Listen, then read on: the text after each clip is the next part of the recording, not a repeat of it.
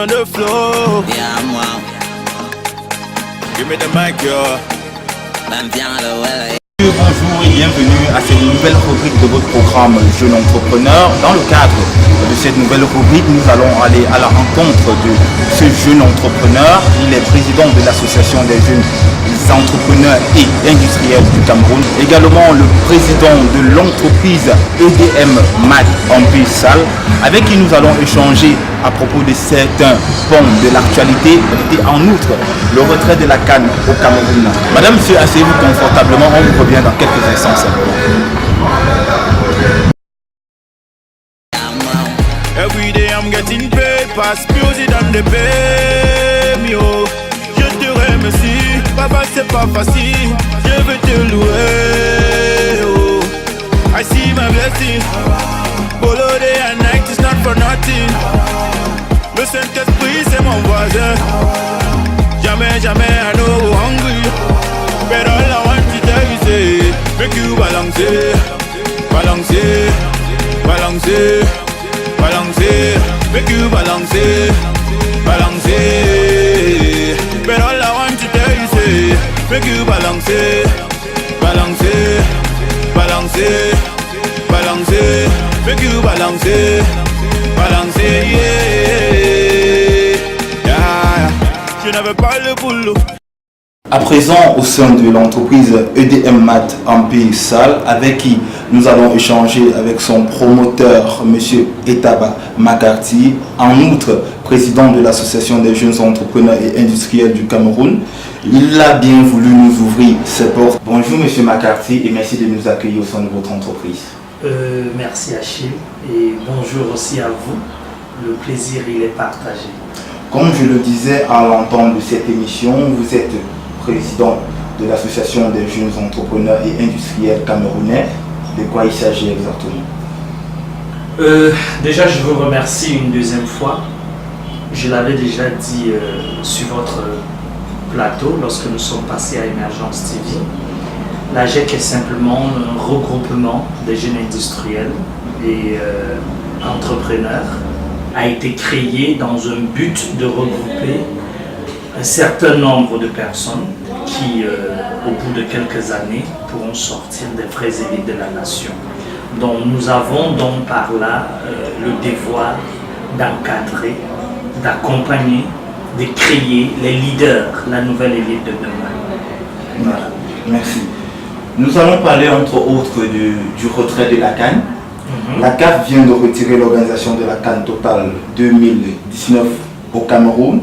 Comment avez-vous accueilli la nouvelle? Bon, vous savez, avec ce qui se passe de nos jours dans notre pays, nous avons reçu beaucoup de coups de fil, des gens qui nous demandaient notre avis. Il était vraiment nécessaire que nous donnions notre avis. Mais j'aimerais que tous les Camerounais abordent ce sujet avec beaucoup de retrait. Pourquoi? Parce qu'aujourd'hui, je vais un peu aller dans un cadre un peu politique. Le Cameroun est un pays très riche en matière de sous-sol. Donc ce qui veut dire beaucoup de nations sont sur notre dos. Donc je pense que le retrait de la CAN a été pour moi une décision politique. Cela n'a rien à voir avec une organisation sportive. Et si je le dis, c'est par rapport à beaucoup d'analyses. Et je ne suis pas en train de donner des nouvelles ou bien des informations de la rue, mais je suis clair là-dessus. Le retrait de l'organisation de la Coupe d'Afrique 2019. D'autres politiques. Tout à fait, au Cameroun et d'autres politiques. Parce qu'on va voir, je ne prends pas de mauvais exemples par rapport à nous. L'Angola a organisé une Coupe d'Afrique. Ils étaient en insécurité. Il y a même le bus de l'équipe du Togo qui a été attaqué. Le Mali a organisé une CAN. Il y a eu beaucoup de pays qui ont organisé des CAN qui n'étaient même pas prêts. Mais pourquoi arriver autour du Cameroun, on nous enlève la CAN, soi-disant que nous sommes un pays où la sécurité n'est pas bonne, où il n'y a pas les infrastructures au Cameroun. Je pense plutôt que le problème il est ailleurs. Mais cela ne veut pas dire que le Cameroun va bien. nous le savons tous, nous traversons une période très critique. Voilà en quelque sorte mon point de vue. Vous êtes jeune entrepreneur et nombreux sont ces opérateurs économiques qui ont effectué des investissements colossaux pour l'attente de cet événement. Quel impact pourrait avoir le retrait de la case de l'économie camerounaise?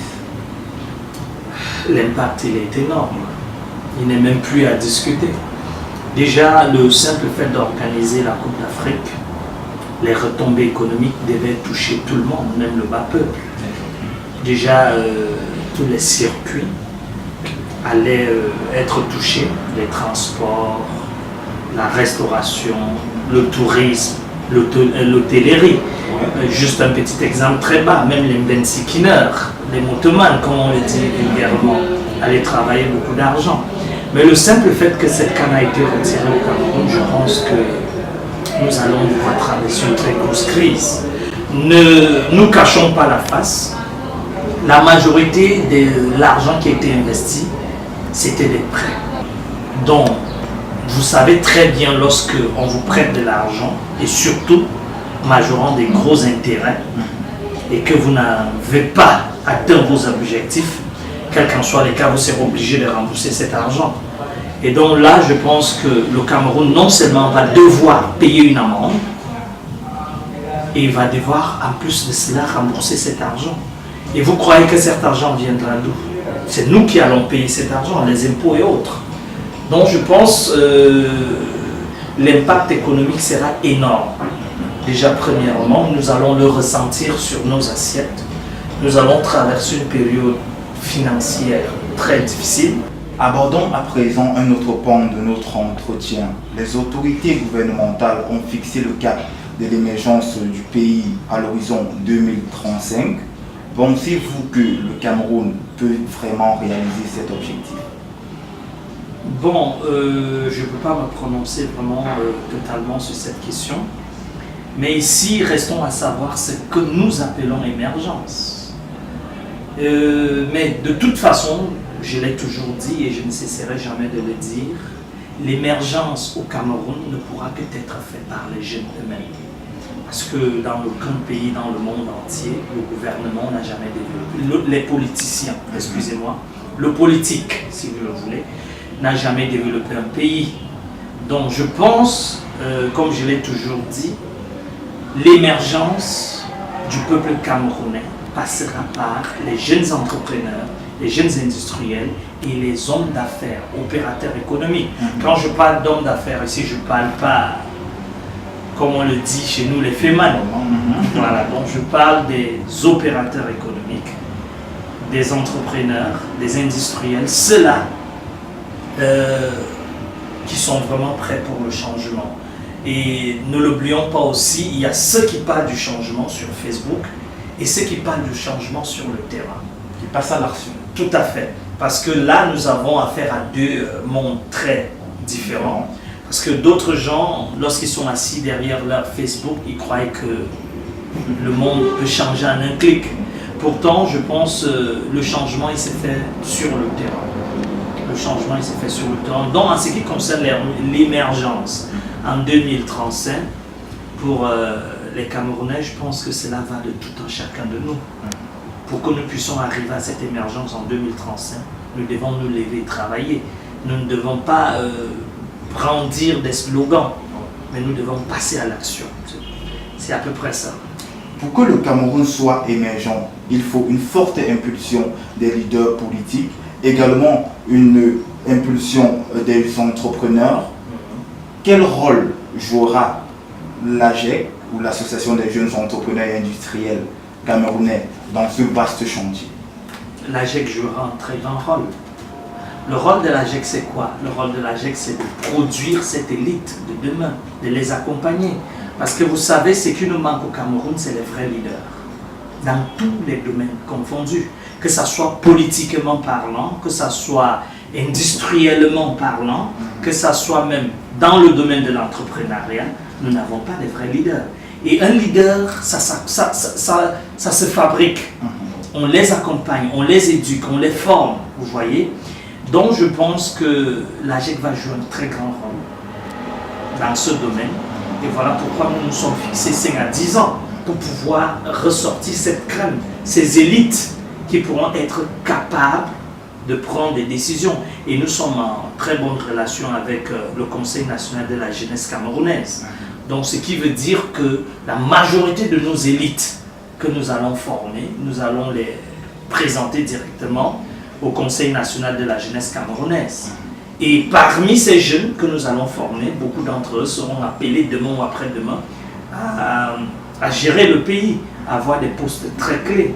Donc je pense que la GEC a sa part de travail à faire dedans. Je m'en voudrais de sortir de cette émission sans vous poser cette question. Que pensez-vous de l'univers entrepreneurial ou de l'environnement entrepreneurial au Cameroun? Il est très rude, sincèrement. Déjà parce que avec le mot entrepreneuriat, les gens ils ont confondu tout. Aujourd'hui, on voit un peu de partout tout le monde qui entreprend.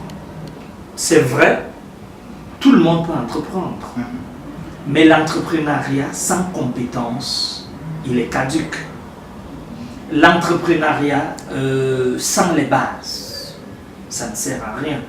Voilà pourquoi vous allez voir au bout d'un certain moment ici au Cameroun, on aura 1 million d'entrepreneurs, mais on n'aura que 2 sociétés en place qui fonctionnent. Pourquoi? Parce que la majorité des jeunes se sont lancés dans l'entrepreneuriat sans avoir de notion, sans savoir même de quoi il s'agissait. Sans être formés. Sans être formés. Donc je pense que l'environnement n'est pas encore approprié à la jeunesse camerounaise. Nous avons besoin que le gouvernement nous accompagne dans tous ces domaines pour que les jeunes aujourd'hui puissent avoir accès, par exemple, à de très bonnes formations. Pourquoi ne même pas créer un ministère ou bien une école qui va enseigner l'entrepreneuriat? Parce que, croyez-moi et rassurez-vous, le changement positif d'une nation ne peut que passer par l'entrepreneuriat ou l'industrialisme. C'est la seule solution. Donc je pense qu'avec les moyens que le gouvernement pourra mettre à la disposition des jeunes, je pense qu'il y aura vraiment ce boom. Et l'environnement sera approprié au domaine. Pour sortir de notre entretien, quel conseil pouvez-vous donner aux jeunes? Bon, le conseil que je peux donner aux jeunes, c'est de travailler, que rien n'est jamais facile. L'entrepreneuriat, c'est un monde de résistance, comme j'ai toujours dit. Il ne faut pas baisser les bras. Il faut travailler jusqu'à ce que votre projet soit vraiment une réussite. J'ai toujours eu à le dire, l'entrepreneuriat c'est comme quelqu'un qui a une hache à la main et qui est en train de cogner sur un tronc d'arbre. Il faut cogner sur le tronc d'arbre jusqu'à ce que le tronc d'arbre tombe. C'est à peu près ça l'entrepreneuriat. Merci de nous avoir reçus. C'est moi qui vous remercie. Chers téléspectateurs, merci de nous avoir écoutés. Au prochain numéro. Je te coule, je te fatigue des bousculés, rien ne fonctionnait, aucun espoir. Mais j'ai eu la foi que les choses seraient bonnes one day. Aujourd'hui, I don't souris, tu voulais me voir mourir. But Jehovah, don't put me over, now they want to me. For them, go, venez danser avec moi today. My big man on the show, he done the show. Every day I'm getting paid, past music on the pay me, oh.